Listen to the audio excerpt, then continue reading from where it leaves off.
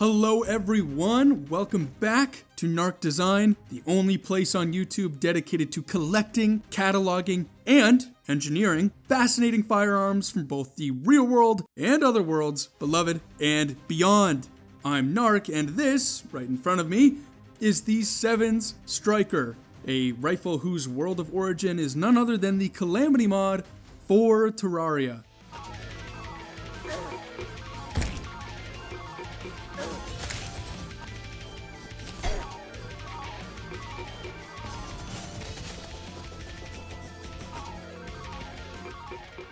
This is a beautiful piece, and it's actually an item that we've had in our collection, prepped and rebuilt from the ground up by our talented engineering department for quite some time now.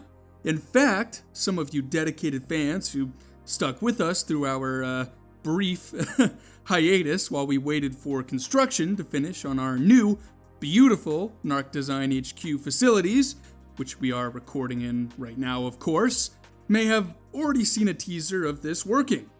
But now that our offices and sets are all done, we are ready to give this very cool piece of video game weaponry the attention it deserves.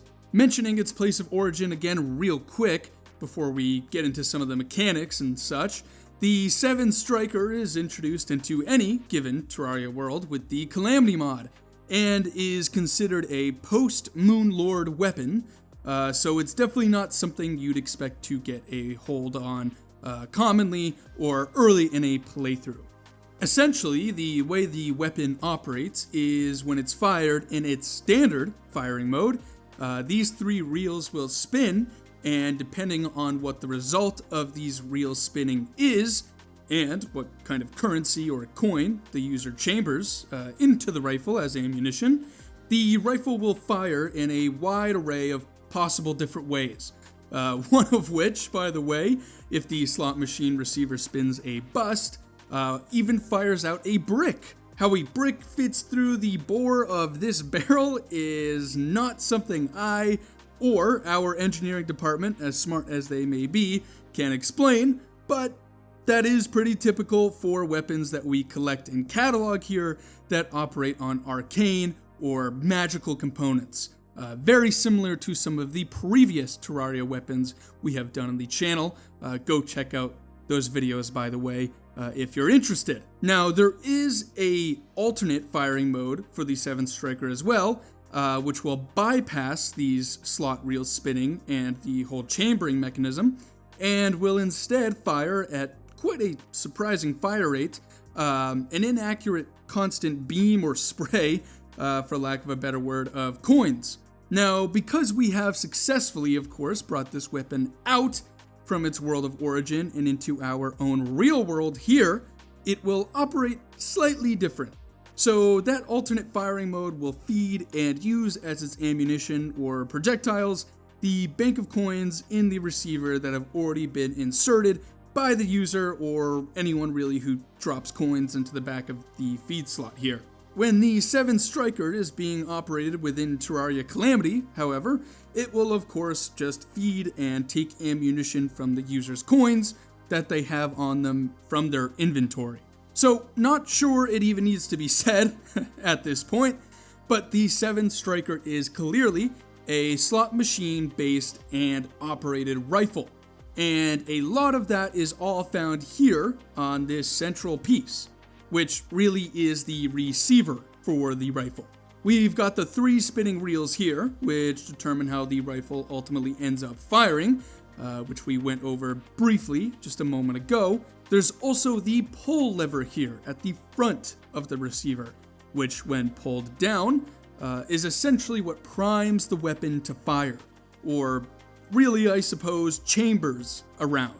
It's frustrating, I found, when actually using and firing the rifle, which we will of course show here for you guys later on in the video, that this lever is on the front of the receiver because it just makes it very awkward to operate. To better explain this, think of a standard bolt-operated manual loading rifle.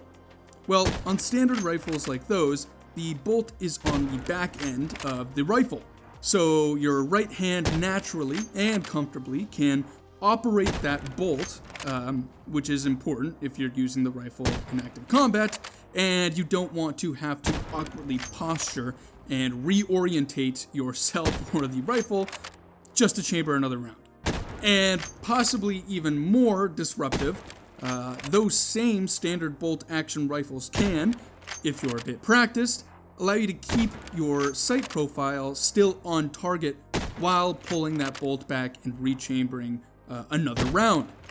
Whereas, of course, with our 7 striker here, your hand not only has to travel all the way to the front of the receiver just to even get a hold of it, but now you have to pull it down, which in reality when shouldered is pulling it to the right almost, as opposed to grabbing it and moving your arm back in a more natural motion like those standard bolt action rifles that we just discussed typically operate.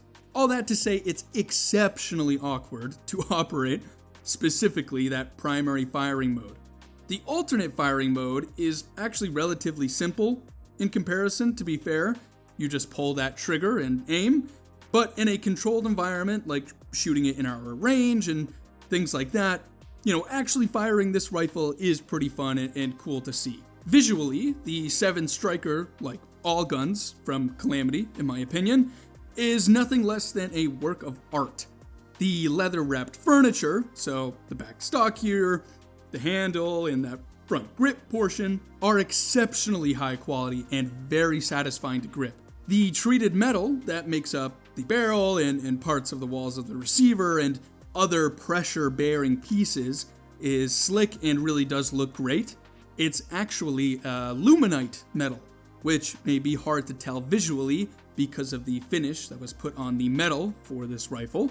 But luminite, being quite a rare material in the world of Origin the 7 striker belongs to, definitely adds more to that high-end luxury feel that the rifle is trying to boast. Which makes sense if you're going to make a rifle out of a slot machine, or a slot machine out of a rifle. However you want to think about that one, you'd probably want it to look high-end, wealthy, and valuable. And all of these gold accents and finishing details that are found around the entire rifle certainly sell that very well. Now, of course, when prioritizing decorative elements or the visual design when it comes to weapon design, there will be some cons, of course, that you will run into.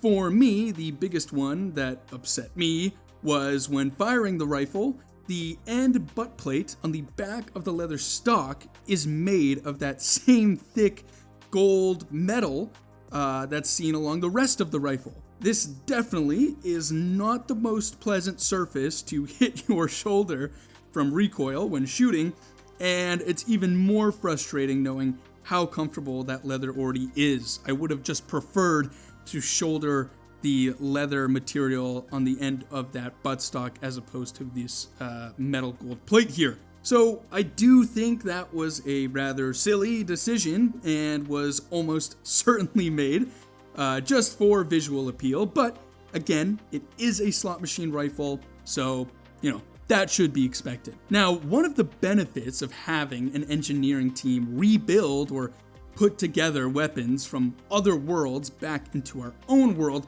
is that we have a pretty good understanding of how everything in the weapon is put together. And as such, we can disassemble it, which is very neat for you guys and our own research here as firearms collectors from different worlds. Now, I won't do a full field strip here. That would take up a good amount of time, and I know that most of you watching are very eager to get to the part in the video where we actually fire it. But I can at least show you the first few steps to take the rifle down. The first step is to take hold of the slot lever here, and instead of pulling it down or to the right like you would to standardly operate the rifle, instead you're going to pull it back in the opposite direction, up like so. There's a lot of back spring pressure there, but you only have to move it a small distance to get it to kind of click out of place. And you'll hear that click, which indicates that that internal pin that was keeping this piece slotted into place has been released. So now we can slide out this lever from the assembly, just like that. And from there, that lever actually acts as sort of the master takedown pin, so to speak, for the rest of the rifle. So once that's done, we can actually grip the barrel now and slide that out like so. And now we can actually see more clearly that on the sides of the barrel, there are these cut grooves kind of towards the back. And those are actually an intentional design aspect. And it does allow the barrel to be fit into place kind of under this gold wire like front piece. And this is because the barrel has to be orientated in a very specific way to ensure that that wide range of projectiles that we discussed briefly earlier can actually chamber and fire out of this thing correctly, which is pretty neat.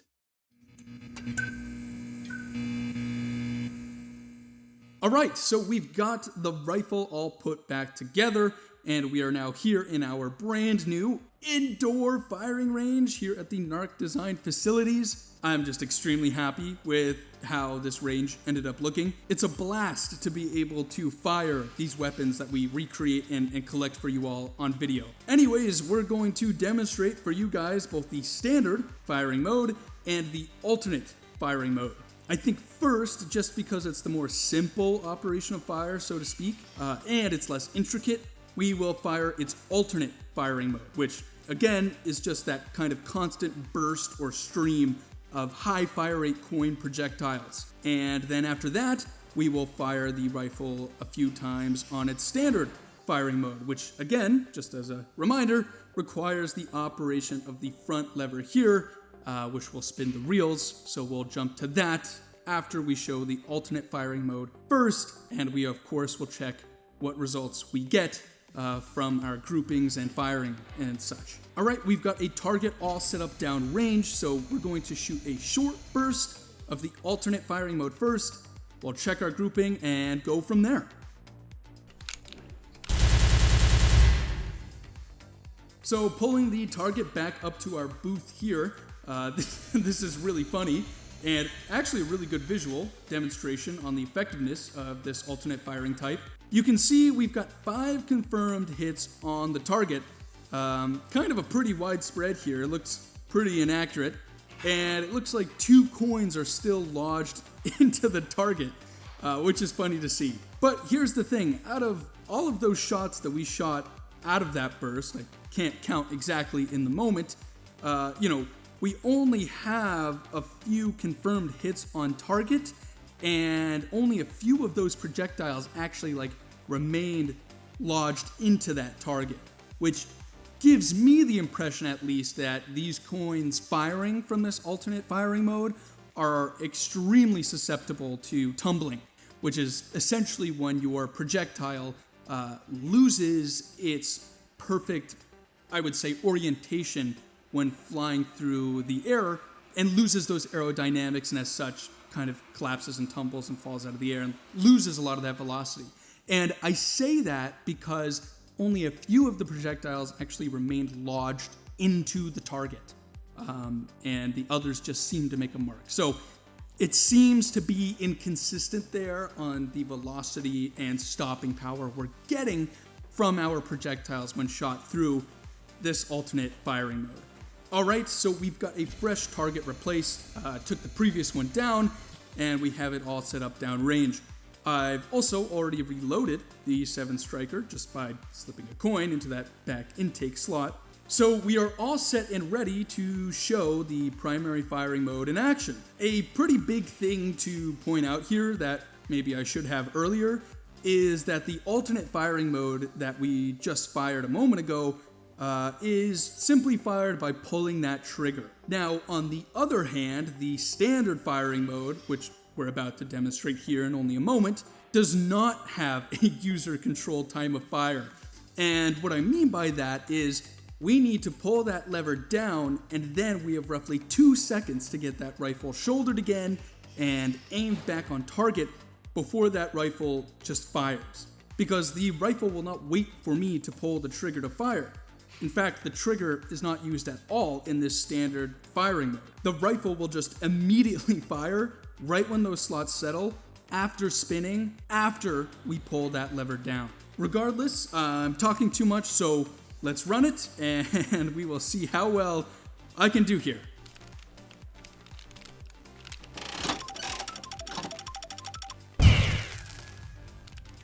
Okay, yeah, getting that shouldered and aimed down range properly in that time frame is not easy, to say the least. But it looks like our slot reels did land on the jackpot outcome, which is super cool, and that's why you saw that wide burst, almost like buckshot in a way, of platinum coins bursting out of the barrel. That's the jackpot firing result, and we can pull the target back now to the booth and take a look at our grouping. And it looks like even being a sort of buckshot-like spread or burst, that jackpot firing result is pretty effective. I mean, that was down the full length of the range, and we still got all of the platinum coins to hit the target and make a very solid impact. You know, ricochet, and that's pretty cool. So let me reload the rifle again once more and see if we can get another firing result from the standard firing mode to show off to you all.